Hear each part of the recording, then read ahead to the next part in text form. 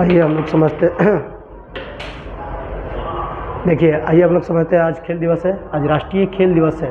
बताया गया major Dhyanchand, hockey के जादूगर कहा जाता है। कौन? मेजर ध्यानचंद। मेजर ध्यानचंद को हॉकी का जादूगर कहा जाता है। इनकी जीवनी जो है ना गोल कहा जाता है, मतलब इनकी जीवनी जो किताब का नाम है वो क्या है? गोल। राष्ट्रीय खेल दिवस 29 अगस्त। हम लोग कल पढ़ाए थे कहा, जब हम लोग पढ़ाए थे कल सांख्यिकी में हमने बताया था कि माध्य, माध्यक, बहुलक, परिसर, प्रसरण गुणांक, मानक विचरण, इस सब के बारे में बता चुके हैं। आज हम लोग पढ़ना है क्या? ज्यामिति। आज हम लोग को पढ़ना है ज्यामिति। ज्यामिति के बारे में बताते हैं, समझिए। बताया गया ना कि ज्यामिति, जियो मतलब होता है, जियो मतलब पृथ्वी, मेट्री मतलब का मापना। जियो मतलब पृथ्वी, मेट्री मतलब का है माप करना। बताया गणित की वह शाखा जिसमें रेखा, किरण, बिंदु, कोण, रेखाखंड के बारे में पढ़ा जाता है, उसे क्या कहते हैं? उसे कहा जाता है ज्यामिति। एक बार फिर से, मैं गणित की वह शाखा जिसमें रेखा, किरण, कोण, बिंदु, रेखाखंड के बारे में पढ़ा जाता है, उसे कहते हैं ज्यामिति।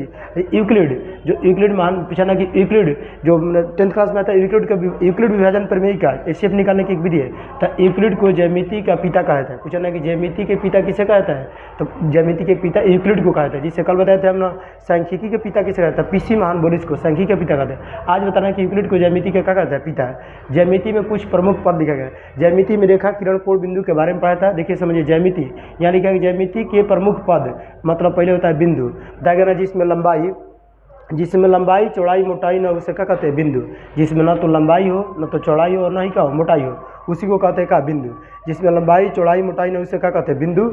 अब बिंदु को यहाँ चिन्ह के रूप में दिखाया गया। अब समझिए, इस आप बताना ना कि ऐसे भी कहा जा सकता ना इसको कि वैसा वृत्त जिसकी त्रिज्या शून्य हो, वैसा वृत्त जिसकी त्रिज्या का शून्य, उसे क्या कहता है? वैसा वृत्त जिसकी त्रिज्या शून्य, उसे कहता है बिंदु। अब बिंदु की ना तो लंबाई, चौड़ाई, ऊंचाई कुछ भी मोटाई नहीं होती है। यहाँ बताएगा ना बिंदु के प्रकार। तब बिंदु कितने प्रकार कहते हैं? 2।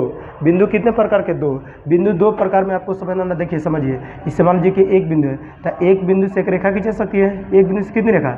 अब एक रेखा खींचे रहे, तो पूछा ना कि एक बिंदु जो है ना क्या है? संरेख है। संरेख मतलब क्या है ना कि एक रेखा खींचे, जब एक ही रेखा में सभी बिंदु आ जाए, मतलब 2, 3, 4, 5 कुछ भी बिंदु हो सकता है। अगर बहुत सारी बिंदु है एक ही रेखा, मान लीजिए कि 1 बिंदु, 2 बिंदु, 3 बिंदु, 4 बिंदु, ये चारों बिंदु को अगर एक ही रेखा से खींचा जा सकता है, स्ट्रेट लाइन, इसी को कहते हैं कि बिंदु, तीनों बिंदु का है संरेख है। तीनों चारों बिंदु का है संरेख है। यहाँ से आपको समझना पड़ेगा ना कि जो बिंदु संरेख होती है, ये समझिए, जब बहुत सारी बिंदु है, 1 या 2 से अधिक, मतलब 2 से अधिक होगा, जब 2 या 2 से अधिक बिंदु है, या 3 से अधिक भी हो सकती है, मतलब बहुत सारी बिंदु है जब एक ही रेखा पर हो, जब बहुत सारी बिंदु एक ही रेखा पर हो, एक सीधी रेखा में, उसे कहते हैं संरेख बिंदु। मुझे चला कि बहुत सारी जब बिंदु एक सीधी रेखा में, उसे कहते हैं संरेख बिंदु।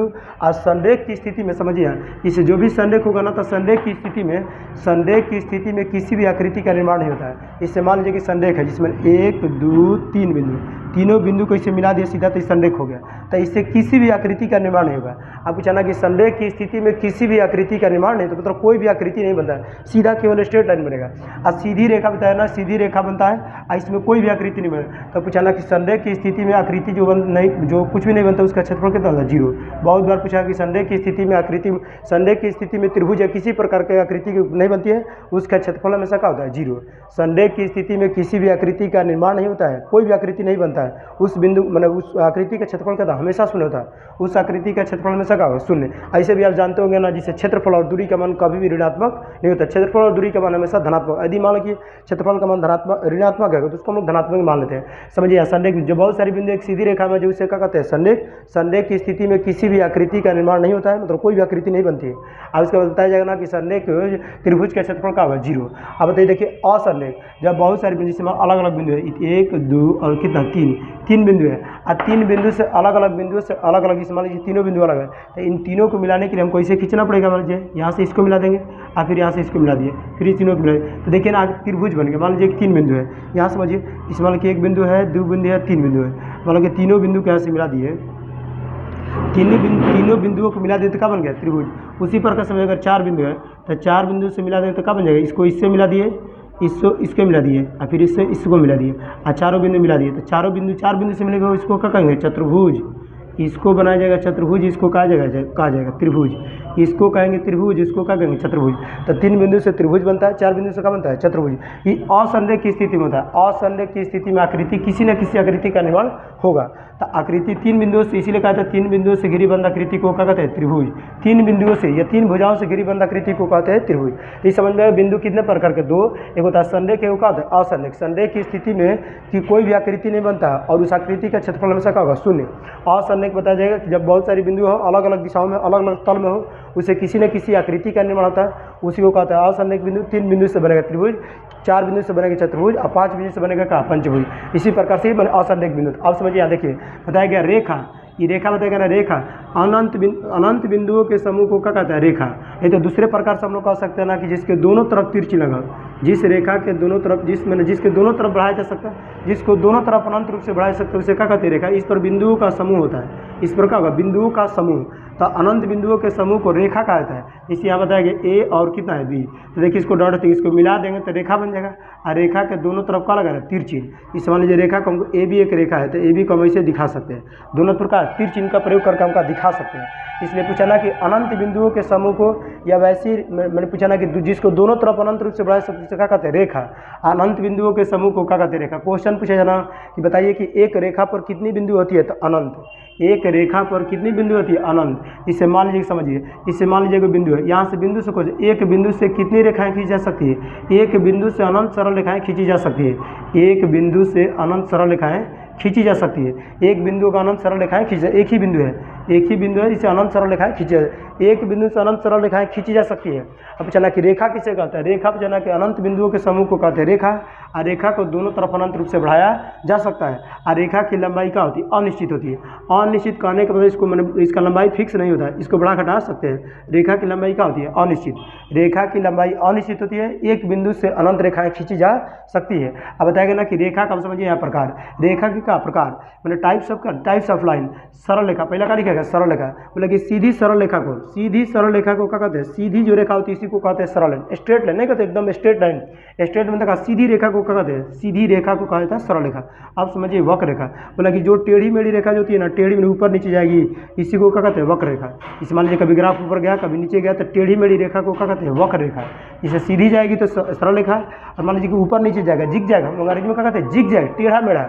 तो जिग जैग जाएगी ना, तो जिग जैग जाएगी तो कौन रेखा, इसको कहते हैं वक्र रेखा। अब समझिए समांतर रेखा, इसको कहते हैं पैरेलल।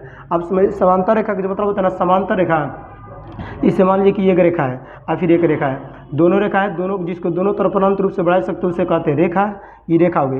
अब समझिए कि मतलब ये बताएगा ना कि 2 रेखा है और 2 रेखाओं के बीच की यहाँ दूरी होगा ना। समझिए रेलवे लाइन की पटरी, रेलवे लाइन की पटरी कभी भी एक दूसरे को काटती नहीं है।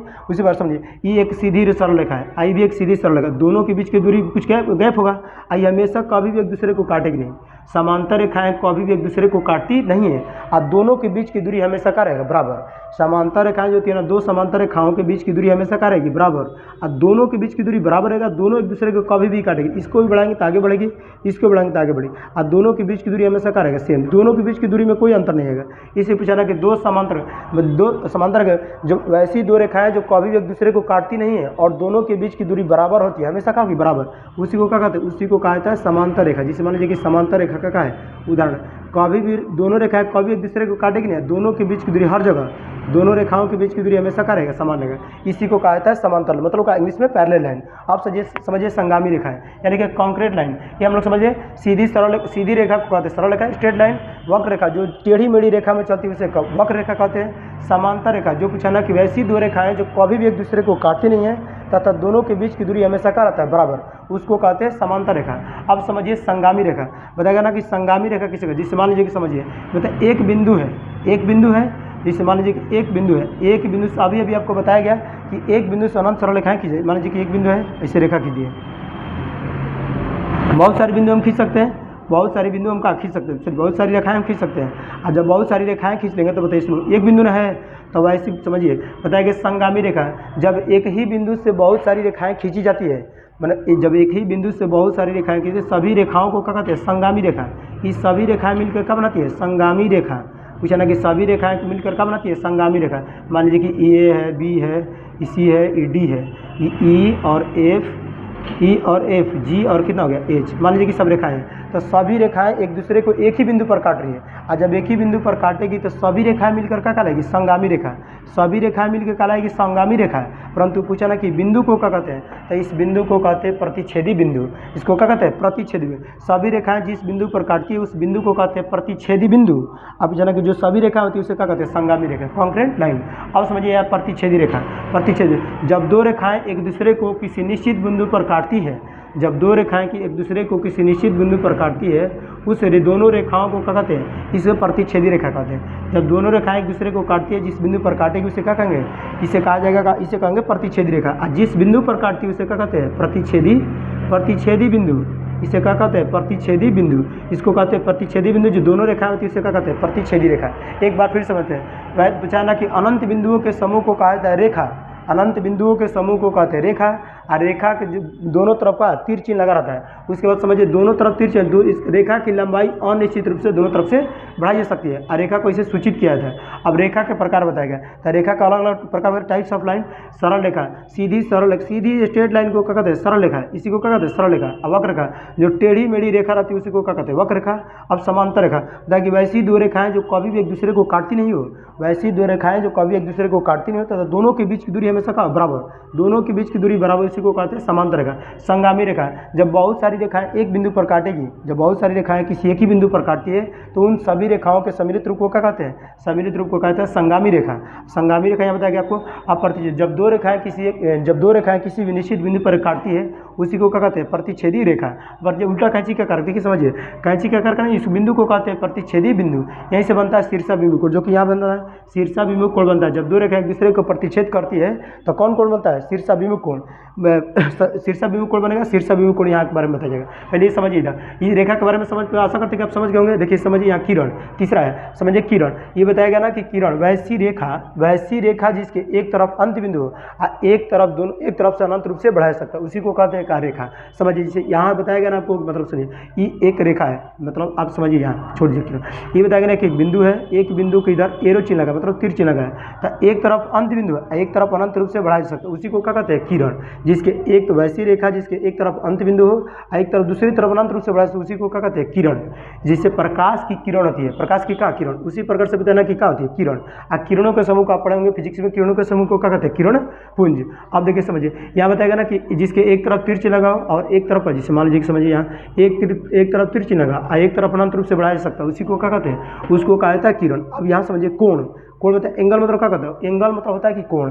अब समझिए यहाँ पर देखिए तो कोण बताएगा, दो किरणों, समझिए एक किरण है और फिर एगो यहाँ से किरण है, तो दो किरणों के बीच में झुका होगा, कुछ ना कुछ झुका होगा, दो किरण होगी तो कुछ ना कुछ का होगा, झुका होगा। और जब झुका होगा तो कोण बनेगा। ऐसी कोण को किससे सूचित किया जाता है, थीटा से। दो किरणों के बीच के झुकाव को कोण कहा जाता है, और कोण को किससे, थीटा से। कोण को थीटा से, दो किरणों के बीच के झुकाव को क्या कहा जाता है, कोण। और कोण को किससे सूचित किया जाता है, थीटा से। और जो थीटा होता है ना, दो प्रकार से मापा जाता है, अलग प्रकार। ये मान लीजिए कि थीटा है, ठीक है, थीटा। तो कोण जो होता है ना, कोण को थीटा से सूचित किया जाता है। दो किरणों के बीच के झुकाव को क्या कहते हैं, कोण। अब कोण के अलग अलग प्रकार होता है, न्यून कोण, सम कोण, अधिक कोण, नियुक्त कोण, पूर्ण कोण। अब उसका आगे हम लोग पढ़ेंगे। समझिए, यहाँ बताया गया ना आपको कि खेल दिवस कब मनाया, तो 29 अगस्त को। अलग बात है, बताया गया ना कि गणित, बताया गया ना ज्यामिति, यहाँ से बताया गया ज्यामिति। तो गणित की वह शाखा जिसमें बिंदु, रेखा, किरण, कोण के बारे में पढ़ा जाता है, उसी को क्या कहता है, उसी को कहते हैं गणित, ज्यामिति। यूक्लिड को ज्यामिति का क्या कहा जाता है, पिता। यूक्लिड को ज्यामिति का पिता कहा जाता है। ज्यामिति के कुछ प्रमुख पद बताया गया आपको, बिंदु। तो बताया गया ना बिंदु जिसमें लंबाई, चौड़ाई, मोटाई ना, उसे क्या कहा जाता है, बिंदु। अब बिंदु बताया गया ना कि बिंदु वैसे भी कह सकते हैं, वैसा वृत्त जिसकी त्रिज्या नगण्य हो, मतलब जीरो, उसी को कहते हैं बिंदु। अब बिंदु कितने प्रकार के, दो, एक होता है संरेख बिंदु, एक होगा असंरेख। संरेख बिंदु जब बहुत सारी बिंदु एक सीधी सरल रेखा में हो, जब बहुत सारी बिंदु एक सीधी सरल रेखा में, जिससे किसी भी प्रकार की आकृति का निर्माण नहीं होता है, उसे कहते हैं संरेख बिंदु। संरेख की स्थिति में किसी भी आकृति का क्षेत्रफल का होगा शून्य। संरेख की स्थिति में किसी भी आकृति का क्षेत्रफल हमेशा का होगा शून्य। असंरेख बिंदु जब अलग अलग, जब पूछा ना कि जब अलग अलग बिंदुओं से अलग अलग मैंने आकृति बना सकता है, अलग अलग तल में होता है, उसे कहते हैं असंरेख बिंदु। असंरेख बिंदु से किसी न किसी प्रकार से आकृति का निर्माण होता है। इसे 3 बिंदुओं से त्रिभुज, 4 बिंदुओं से चतुर्भुज, 5 बिंदुओं से पंचभुज, उसी प्रकार से। यहाँ यहाँ समझिए रेखा बताया गया ना, एक तरफ जिसको अनंत दोनों तरफ अनंत रूप से बढ़ा सकता है उसे क्या कहते हैं, रेखा। और रेखा पूछा ना कि एक रेखा पर कितनी बिंदु होती है, तो अनंत बिंदुओं के समूह को क्या कहते हैं, रेखा। यहाँ आपको बताया गया ना बिंदु में कि एक बिंदु से कितनी सरल रेखाएं खींची जा सकती है, तो एक बिंदु से अनंत सरल रेखाएं खींची जा सकती है। यहाँ बताया गया रेखा के प्रकार, टाइप्स ऑफ लाइन बताया गया। सरल रेखा, सीधी रेखा को जिसको दोनों तरफ अनंत रूप से बढ़ा उसी को क्या कहते हैं, सरल रेखा। वक्र रेखा, टेढ़ी मेढ़ी रेखा को क्या कहते हैं, वक्र रेखा। समांतर रेखा, जो वैसी दो रेखाएं जो कभी भी एक दूसरे को काटती नहीं है और दोनों के बीच की दूरी हमेशा क्या रहता है, समान रहता है, उसी को कहा जाता है, उसी को कहते हैं समांतर रेखा। संगामी रेखा, जब एक ही बिंदु से बहुत सारी रेखाएं खींची जाती है और सभी रेखा जब एक ही बिंदु से बहुत सारी रेखाएं खींची जाती है उन सभी रेखाओं के समूह को क्या कहते हैं, संगामी रेखा। अब प्रतिच्छेदी रेखा, जब दो रेखाएं एक दूसरे को किसी एक बिंदु पर काटती है उसी को कहते हैं प्रतिच्छेदी रेखा। यहाँ बताया गया आपको किरण, वैसी रेखा जिसके एक तरफ अंत बिंदु और एक तरफ अनंत रूप से बढ़ाया जा सकता है उसे क्या कहते हैं, किरण को इसे सूचित किया जाता है, जैसे होता है प्रकाश की किरण। अब समझिए यहाँ कोण बताया गया, एंगल, दो किरणों के बीच में झुका होगा, दो किरणों के बीच में झुका हुआ उसे क्या कहते हैं, कोण। कोण को थीटा से सूचित किया जाता है, कोण को किससे, थीटा से। अब कोण अलग अलग प्रकार का हम लोग अगले क्लास में पढ़ेंगे, तब तक स्क्रीनशॉट ले सकते हैं।